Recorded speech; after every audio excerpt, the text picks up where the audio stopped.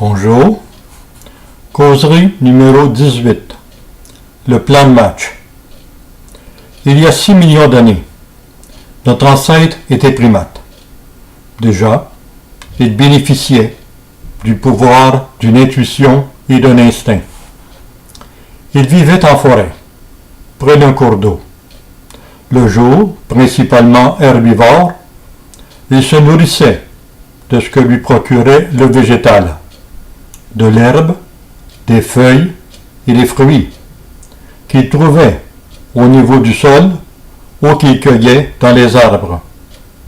Sa nourriture lui procurant peu de nécessaire à sa survie.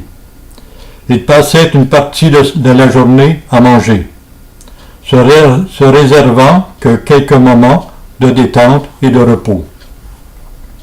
Le soir venu, pour se protéger des prédateurs, sans cesse rôdant dans les parages, il préparait son lit dans un arbre où il passait la nuit. S'il était attaqué par un prédateur ou un adversaire qui cherchait à lui voler sa nourriture, ou voire même un membre de son clan, il défendait chèrement sa peau et celle de sa progéniture. Lorsque la nature l'incitait à son obligation de survie de l'espèce, c'est avec puissance, force et persévérance qu'il défendait son devoir de géniteur. Puis un jour, notre ancêtre vécut un événement, lequel activa son évolution. Ce fut une catastrophe climatique, une sécheresse qui perdura et fut accompagnée de feux de forêt. Nourriture et logement se raréfièrent. L'avènement sema la panique parmi les primates.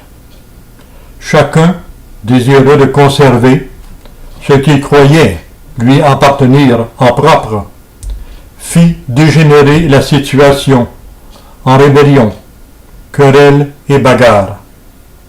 Suite à cette douloureuse expérience, l'une des espèces de primates, prédestinée, dirons-nous, moins fort que le gorille, moins agile que le gibbon, moins futé que le singe, se vit refuser le partage de la table et du refuge sylvicole. Cette espèce, désormais reconnue paria, ostracisée, sera notre ancêtre. Meurtri dans son ego et dans sa chair, pour survivre, il devint nomade, errant dans un monde nouveau et hostile, parsemé de dangers inconnus. Assisté par son intuition et son instinct, les nécessités de survie lui permirent d'améliorer des habilités latentes en lui-même, l'observation, la mémoire et l'imagination.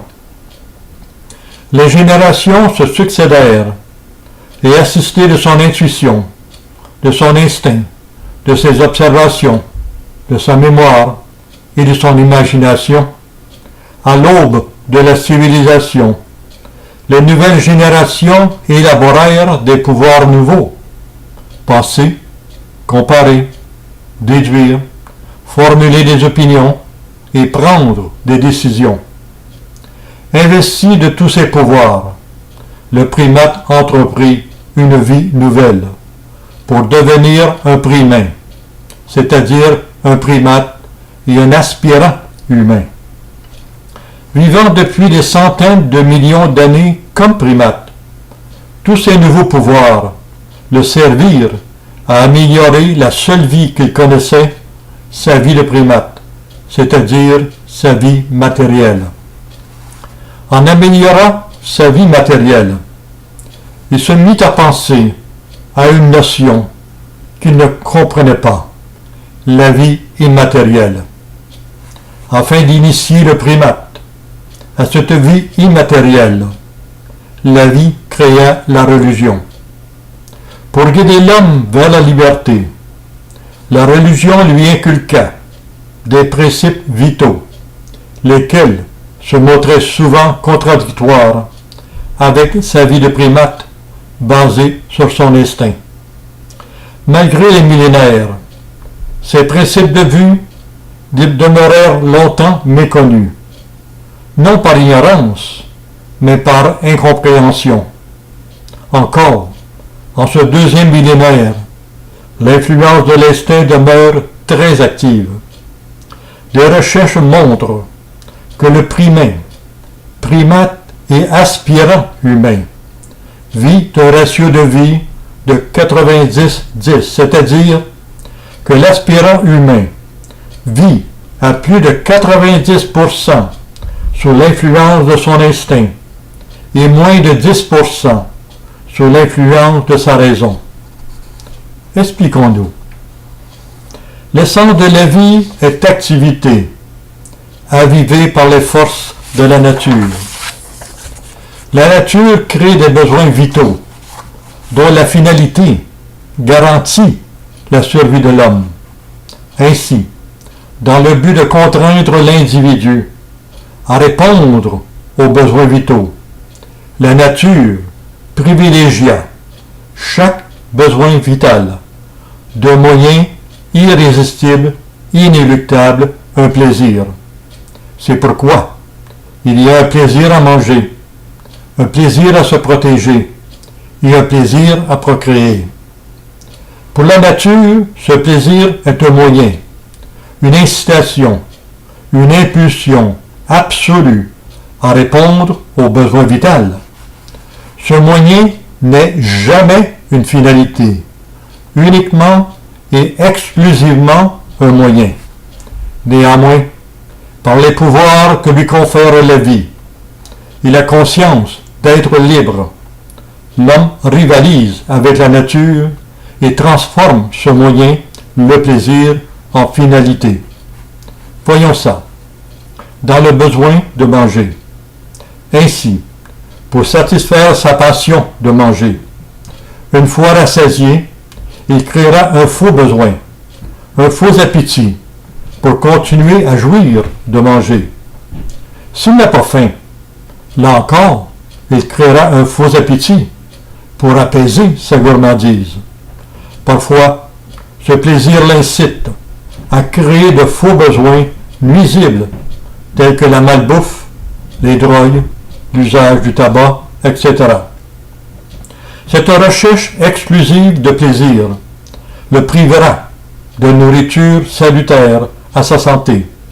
Par exemple, il refusera de manger des légumes, cherchant à se justifier en déclarant « Je n'aime pas ça ». Néanmoins, sous le même prétexte de plaisir, il n'hésitera pas à ingurgiter des substances dommageables et dangereuses pour satisfaire ce qu'il appelle son plaisir. Le besoin de protéger. L'homme est un primain, donc un primate, et un aspirant humain. Comme primate, il possède toujours un instinct animal. L'animal est possessif et dominateur. Donc, l'homme primate est possessif et dominateur. Si quelqu'un dit ou fait une chose qu'il ne peut pas faire ou dire, faussement il se sent inférieur, attaqué dans son ego dominateur. Alors il créera une fausse agression pour justifier une obligation de se défendre. Si quelqu'un possède un bien qu'il n'a pas et qu'il convoite, il se sent volé, brimé. Alors il créera une fausse agression pour récupérer ce qui ne lui appartient pas.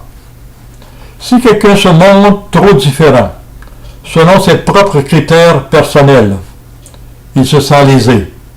Là encore, il créera une fausse agression pour créer un conflit et l'obligation de se défendre, cherchant à obliger l'autre de penser comme lui, car, pense-t-il, lui seul, le dominateur, a raison.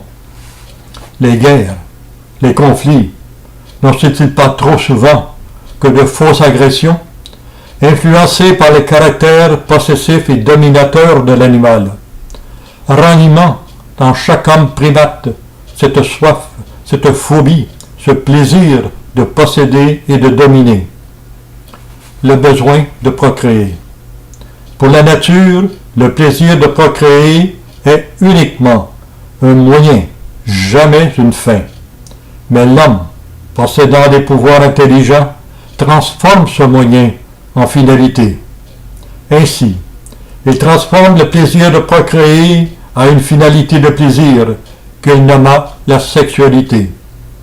La sexualité est devenue une religion animale, basée exclusivement sur l'influence de l'instinct animal. En effet, le plaisir finalité n'existe pas dans la nature. C'est une création expressément créée par l'aspirant humain. Conclusion. Le Dieu du passé est la vie au présent. La vie a créé la religion pour instruire l'homme des principes de vie et le guider sur la voie de la liberté et du bonheur. L'homme, doté de pouvoirs intelligents et du privilège de libre arbitre, rivalise avec la nature en créant une religion inspirée des pouvoirs de l'instinct animal, constituant ainsi un handicap défavorable à l'acquisition de la liberté et du bonheur. Jean-Jacques Rousseau disait avec raison, l'homme est né libre et partout il est dans les fers. Jean-Paul Sartre disait, être libre, c'est vouloir ce que l'on peut. L'homme moderne dit, non, être libre, c'est pouvoir ce que l'on veut. L'homme ne peut accéder au bonheur que par la liberté. Et l'homme n'ouvrira la porte de la liberté que lorsqu'il aura trouvé la clé de la réflexion. Merci, Armand. Rappelons que toutes causeries sont disponibles sur papier ou par courriel. Merci.